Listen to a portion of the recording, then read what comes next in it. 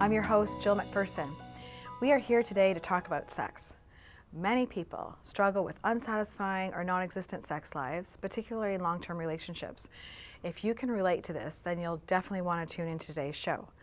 My guest today is on a mission to help individuals and couples remove the barriers that are keeping them from experiencing a fulfilling sex life. Her name is Freja Njorden. She is a somatic sex educator and erotic hypnotist. I am so glad you could join me in the studio today to discuss an issue that affects many of us. Welcome. Thank you. I'm glad to be here. Yeah. So let's just start off with, how did you become a somatic sex educator?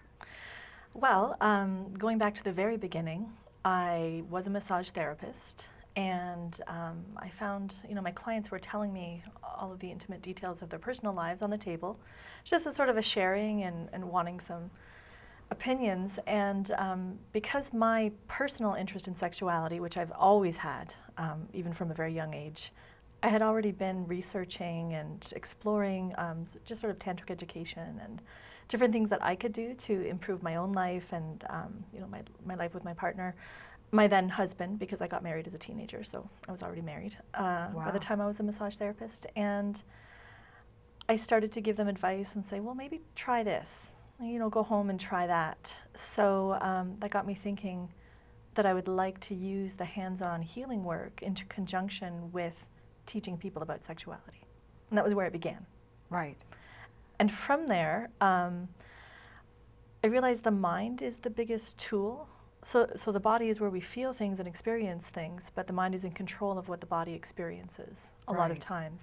For sure. And I wanted something that could really change the mind effectively and quickly, and that was where hypnosis came into play. So I started to learn and develop that way as well, and bring that into my practice. So you've got a combination of three things going there, the talking, the hands-on, and hypnosis and energy work. And energy work. Yeah, because you can't discount the energy in it. It's all about erotic energy. Okay. So if somebody comes in to see you, how do you know sort of which approach, are you using all of those approaches at the same time? Mm-hmm. And where do you begin? So I begin, sometimes people will ask me online, like everything is fielded online. So people will say, I have this problem, what can you do for me? Mm-hmm. And then I'll direct them in a certain way. And other times they'll book a specific appointment. Like I get a lot of distance consults because people want to talk to me and see if I really, if they like how my energy, if they like how I am, if I seem like I know what I'm talking about. Right. So we'll have a quick chat, or we'll have like an hour-long consultation, because sometimes I don't need to really do that much for them. I can just give them some information and they can go from there. Otherwise, they'll book, they'll actually book a bodywork session, which inherently includes hypnosis or trance in it as well, and energy work, and teaching people to feel the subtle energies in their body and then consciously control them and move them. And if it's with couples, teaching them how to translate what they're feeling into words for their partner. Right. Which is one of the most important things, and I believe what we're touching on today is bringing in the communication and the translating what's going on in the body to something that the other person can really understand and work with. Right. So when removing barriers to having a satisfying sex life, you right away have identified that communication is a big part of it. And I think that's, for me personally, my take on it is there's just such a myth out there, maybe, thanks to Hollywood, that, this intimate interaction is supposed to just happen, and nobody talks during, an intimate session on, in a movie in Hollywood. So, but yet it's so essential, isn't it, to have that ongoing communication throughout a sexual interaction? If we're lucky, when we first meet somebody and have some sort of passionate feelings for them, we'll have a good experience sexually. But you can't expect ongoing good sex in a long-term relationship to last without really good communication. Right. The fluctuating, the changes in the hormones and the neurotransmitters, the changes in desire, the changes in what you even want, because people get bored. That's just a fact of life. It's not going to be like this forever. Even when it's really good in the beginning and it seems like, oh, our bodies are perfect, we just fit together and everything is so good, that changes. and real life comes into play. I was going to say, life happens. Life happens. Have babies, whatever. Well, your energy is diverted as well. In the beginning, everything is focused on each other, and that's not maintainable. It's a drug-like high that happens in your brain and your body, and when you have a high, that high, you can't sustain it. So you need to be okay with it going down, and then intentionally build more highs and then come down, more highs and then come down. But people panic when on the come down part. On the come down part, they're like, what's wrong? They panic on the come down, and they don't know how to recreate highs because it happened automatically when they first met. Right, That's they didn't have nature's- to work at it. There's no work involved. It was just the chemistry of the newness, and that's the nature's way to excitement. make us, you know, have Attract- babies. Right. Right. That's you were designed to procreate. So if we want to stay together and keep on enjoying sex with the same partner, you got to learn some skills on how to do conscious cultivation of the sexual energy. And a big part of that is kind of knowing what's going on in your own body and taking responsibility for your desires and what you're feeling and what you want and going after it with really specific steps. Right. So it's definitely more than just giving them, you know, the list of to-dos or not to-dos, or, you know, just talking to them through. I know from my own personal experience, you know, I was saying to you earlier, I mean, if at one point a counselor was offering the whole, like, have a bubble bath and, you know, go out for dinner and have a bubble bath, and I thought, if somebody tells me to have a bath or do, you know, light candles one more time, I'm going to throw something, because that wasn't the key to removing the barrier to having, you know, great sexual experiences. So this isn't about just giving them like a how-to list or a to-do list. Not at all. Tell me a bit more Okay. about what you... Well, the premise behind that is because in order to be sexually receptive, and I'm not talking about with a new partner when the excitement and the hormones are crazy high. I'm talking about just in general. Long term. To be sexually receptive, you have to be relaxed enough to take the touch and perceive the touch as something that's erotic. And one of the keys to that is being relaxed. So if you're not relaxed, if you're stressed out and you're tense and somebody touches you, it's not erotic. Right. And with women, we're thinking about a million things. When men want sex, they kind of get one track. Right. They don't care about other stuff. They're not thinking about those other things, except the anxiety guys who get erectile dysfunction. They are. But generally, they've got one track and they have no problem focusing. We think about everything under the sun except what's happening with our own bodies. And so what's behind those suggestions to take a bubble bath and go out for dinner is, you know, it's well-intentioned, but it's not actually that effective usually. You have to go a little bit deeper. Right, because there's more. Yeah, there is more. It's just like all of those magazines that tell you all these tips and tricks to make it really hot. They're basically trying to get you to trick your mind into thinking that your partner is a new partner. And, you know, dressing up and role-playing something different, you know, you're pretending you're in a new situation. Right. So kind of getting that uncertainty, that fear, that sort of like, oh, okay, what's going to happen now? And it brings a little bit more excitement. Right. And stay tuned so that you'll find out what's going to happen next.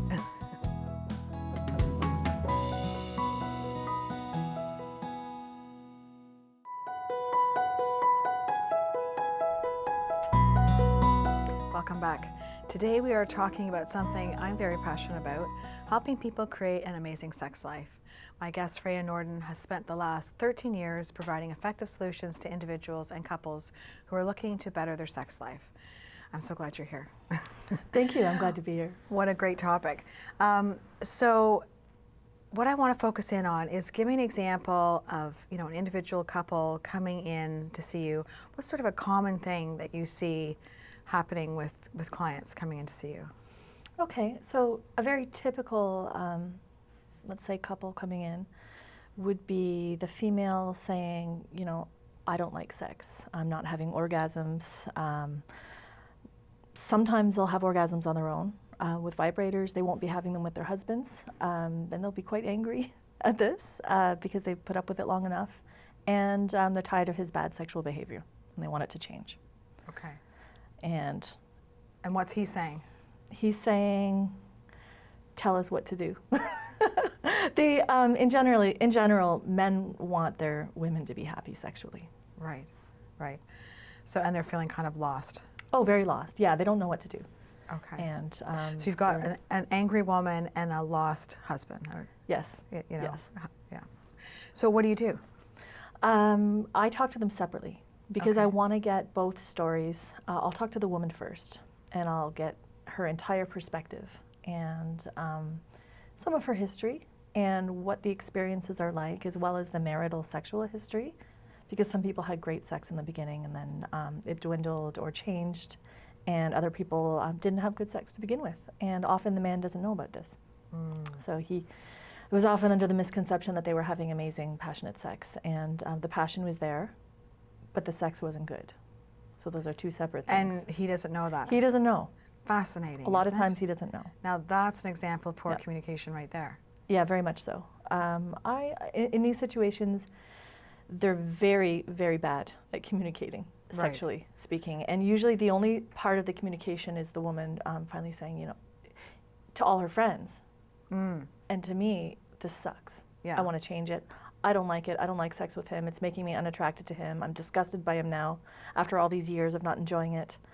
And meanwhile, Yeah. he couldn't do anything about it because he didn't know. He didn't know. He didn't know. Sometimes the woman will be vocal about complaining and saying she doesn't like it, but she hasn't been able to get to the part of telling him what he needs to do so that she can like it. Right. And why not? Why aren't women speaking up and saying, this is what I need? So I'm going to answer the question, but this is one thing also that kind of thwarts the process, is that why question. Because we grew up being conditioned not to express our needs. And if we did, we were punished in some way. We were called demanding, we were told no, or we were shamed, especially with sexuality. Okay. You know, think of children, a child expressing a sexual need. And children, you know, what are their needs? Privacy. Right. To be told maybe, you know, don't do that in the living room. Right. That's something that you can do in bed by yourself, not around other people. But usually any type But of... a lot of kids don't get that experience. They get a No. lot of shaming around Yeah. any sort of self-discovery, self-pleasure. Yeah. Right. So we grow up Just sort of shutting that part down. shutting the communication part down anyway. Right. All communication, not just sexual communication. But with sexuality, there's a lot of fear surrounding expressing our needs because we're afraid of disrupting the security of the relationship. And when I say we, I'm referring to women in general. Okay. Not, you know, me personally, but even though, yeah, me personally too, even me. Yeah. you had that It's experience. difficult to say certain things when you think that these things may disrupt the security of the relationship if you want your relationship to stay. Right. And expressing dissatisfaction is perceived as a threat to it, Right. depending on what So don't the rock the desires. boat. Yeah, yeah. What does he want, you know, to keep him happy so that he'll like me, rather than expressing time. what I want? Well, there's a huge cultural thing as well where, you know, our purpose is to be attractive, sexually attractive to the males of the world. So much of our decisions are based not on what we want or our comfort or our desires, but what will make us appealing. So a woman complaining is not appealing. No. A woman having demands or needs or you know, rules, that's not appealing. It's not sexy. Right. A woman being like, yeah, this isn't working for me, that's not sexy. No. If you want to keep the guy, you respond, even if the response is fake. You act like he's sexy. You act like what he's doing is good. Great. And Yeah. you know, in a lot of cases, it works Right. because what men really want is to be desired as well, and to be Right. And then it gets that yeah. vicious cycle of It's reinforcement a vicious cycle. of not saying anything, letting on, it's great. And then after 20 years, it's And then all of a it's sudden devastating. she's like, I can't Yeah. take this anymore, and she's going to lose it. Well, in the much older clients, that's one of the biggest reasons for the absence of sex. So finally a woman will hit an age where she's like, I'm just not putting up with this anymore. You know, I'm too old for this shit. I'm not going to wear high heels. I'm not going to have sex because the sex sucks. It hurts. And I'm not getting anything out of it. Meanwhile, if she had communicated in a way that the man could hear, she could enjoy lots of intimacy in a way that she would enjoy and that worked for her body. Because, you know, he doesn't want to be just a penis either. Right. He wants He wants the whole dynamic interaction and to feel that deeper connection and to see the response of the woman. So how do you help women get this turned around? It's a multi-step process, especially in this kind of case. And she has to realize what she's doing to facilitate the situation, Right. which is a really bitter pill to swallow. What am I doing Yeah. to create this situation where I'm having bad sex? So taking responsibility, not blame, yeah. because she didn't know what she was doing. Because having until that now, awareness. it's all been that terrible man. Right. All he blaming the cares about husband is this. or You the know, he partner. doesn't know about me. He doesn't do this. He doesn't do that. So instead, it's reflecting. Okay, so what is it that I actually want? What are the experiences, the sexual experiences I want to have, and how do I get them? Right. So turning it from an emotional situation, the emotions being, you know, frustration. I'm a victim. Feeling like a victim, feeling violated, Right. which is very disempowering. Right. If you think of something, oh, well, I didn't speak up with what I wanted, so I didn't really have a good time, versus I felt violated. He just used my body for his ejaculation. Like, one is disgusting and horrible feeling, and the other one is like, oh, you know, next time I'm going to have to speak up because that wasn't that great. Right. Or, you know, I wasn't really in the mood, but I had sex because he certainly was, and I love him, and you know, it meant a lot to me to give love, because men do experience, like, that's their way of expressing their love Right. and feeling it. So it's okay to engage as long as you're not feeling victimized by Right. it. So basically, you're dealing with, you know, mentally first and foremost, of like Yes. offering them a new perception on how to take charge of the Shifting situation. the perspective from one where they're powerless and where their pleasure is in the hands of somebody else, to having a firm desire that they recognize and then taking actual steps to get that. Great. Desire and self-empowerment. Now that's music to my ears. Stay tuned. We'll be back with more sex talk with my guest.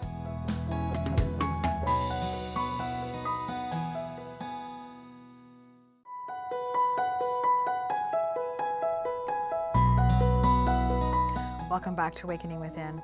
Our discussion today is about taking sexual responsibility. I'm here with Freja Njorden, a somatic sex educator and erotic hypnotist.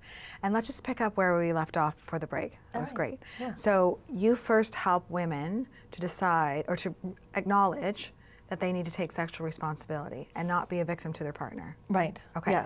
So when they get into that headspace, because you really can't go any further until they do. Correct. I'm assuming. Yes. So they get, okay, you've planted the seed, I'll take responsibility. Now how do you help them from there? So when they're ready, Okay. a lot of them don't actually know what it is that they want. They have a concept in their heads, usually from books, you know, sexy books or Hollywood, and that concept is not reality. Like, we have physical bodies, and our physical bodies don't respond the same way that we do mentally. Okay. So understanding, you know, there's different types of arousal. They want to have phenomenal sexual experiences, but they're not even in their bodies. They don't know how to, their bodies don't know how to feel pleasure. They don't know how to respond when somebody's touching them. And they don't know how to help guide that touch into something that's maybe more erotic for them. Right. I just really want to stress that they're not in their bodies. I mean, some people say, what does that mean? But really, you know, so many women, we're just functioning from the neck up, aren't we? We're so disconnected. There is an awareness of what's actually happening inside the body. Right. And the attention and the focus is up here. Right. Or out there, or on thoughts, patterns of thoughts and cycles of thought. And when you have your focus on there, you're not in your body. Right. And your body isn't going to respond. Right. So no wonder yeah. the body's not responding in sexual interactions with their partner, because they're sort of so disconnected anyway. It's a skill to learn how to focus. And most of us are really good at focusing on something. If you're an artist, you're good at focusing on your art. If you do yoga, you know, you can get into that space during yoga. Or if you're really good at your job, you can focus at your job. But we don't focus on sex. Right. At least women don't often. So focus your on invitation is to get them to come down into their body, experience, and be in their Yeah. body. And to make that, have that not just happen with me, because you know we can make magic happen in the studio, but I want them to take it home and make it a practice. So if they think of their sexuality not as this thing that happens to them, but their sexuality is a lifelong practice that ebbs and flows and changes and meanders. Right. And they can deliberately course it if they're bored with it, or if they want to try something new, or they want to spice it up, or if their life is busy and they want to put their energy on something else, that's okay. They can come back to their sexual practice anytime they want. Right. I love that. A Yeah. sexual practice, just like we have a practice, you know, maybe about going to the gym, or we have a, Exactly. you know, a practice Exactly. of going to yoga, having a sexual practice. And there's no panic there. Knowing that it's a practice that you can come back to and that you actually have tools to change it and alter it and cultivate it intentionally is really reassuring. Because again, you're not powerless to life. So how are you helping them then with the hands-on part? The first thing, the very first thing is a process that I call body mapping or teching. When I have them take it home, I say, you're teching it out. Okay. And so what we do with body mapping is I go over using massage techniques and also erotic techniques, and we go over the entire body, like every single millimeter, as well as internally, and do a variety of different touches so that she can gauge what she actually likes and then express that what she likes. Because if you think about it, like if you imagine being touched and you know there's something that you really like, do you say something? Right. Or do you just hope that he'll keep doing more of it? If you don't like something, do you say something, or do you wait for it to be over and endure touch? Right? There's a lot of enduring. So if you imagine enduring, you're like waiting and waiting. Okay, I hope he's going to do something else because this Right. sucks. And then you start thinking about other things. Instead, you can direct it as long as you have the language for it. And when you want more of something, like eventually you get into a nice integration with your partner where, you know, he's in tune with your breathing. So he can tell by your breath or by your Whether you're- goosebumps or by something Right. that you're responding well. Right. But before that, you have to actually tech it out Verbalize. and verbalize it. And how your body responds when you're not aroused is also different from when you're aroused. So I'll advocate spending long periods of time on a regular basis teching out each other's bodies. And with the teching for women, you know, moving over a quarter of a centimeter can make a huge difference. Right. Huge difference. It can mean the difference between actually having an orgasmic release or not. So you also might assist them in going through this so they can Yeah. physically experience what you're talking about rather than you just, you know. I can talk and talk and talk and talk. Yeah. But they won't get it until they actually feel it. And once they've felt it, there's this aha, oh. That's what you're talking Oh, about. okay. I can take this and I can replicate it Right. and build on it. Right. So the hands-on process is super important. And when there are blockages, Yeah. we store emotions in our bodies. Absolutely. So sometimes you're not even aware that you're holding something until you get there and an emotion comes up. Now, I'm going to call it real life sex, an emotion comes up, but it's not a convenient emotion to have while you're having sex. So you ignore it and push it away and it remains there in your body. When you're in a bodywork session that is designed specifically for your healing, then when that emotion comes up, then you can process it and deal with it. And if it's not useful, you know, remove it. Right. So that was my next thing is I'm guessing that when you're helping women and you're doing any sort of hands-on work with them, my guess is you hit a lot of emotions. Lots of emotions, yeah. Right. That they might not even be aware, like what's going on, because it's stored in, and until they're actually touched, it's sort of like you open the floodgate. And that will be kind of ongoing because we're always processing. Right. So, you know, you could release an emotion and then, you know, you have an experience. Maybe that's where you store your emotions. Right. So throughout your sexual practice in your life, when things come up, you'll be like, oh, okay. And you can release it easily. But again, you got to learn how to do it. Right. So it's taking sexual responsibility and then doing the work making it a sexual practice to figure out what is it that pleasures me, what do I want, what doesn't work for me, so that they can then communicate that to their partner, both in the moment and otherwise. There's still... The otherwise communication is just as important as in the moment communication. Right. Having actual conversations that are sort of, like you're teching out a project is really, really important. So when you have something, sometimes it's difficult to say in the moment what's actually going on, or you're trying, like say you're trying out a new position or trying out a new role play or whatever. You go through it and you do your best to make it really good, and then you have discussions about it. What worked for you? What didn't work for you? What would you like more of? I hadn't felt that kind of touch before, and I would love to feel more of it. So let's play with that. Right. And then that's where you plan, like you do your sexual planning. Wow. And sex does have to be planned. Yeah. Like it doesn't magically happen. There's a myth of spontaneity, and it is a myth. Right.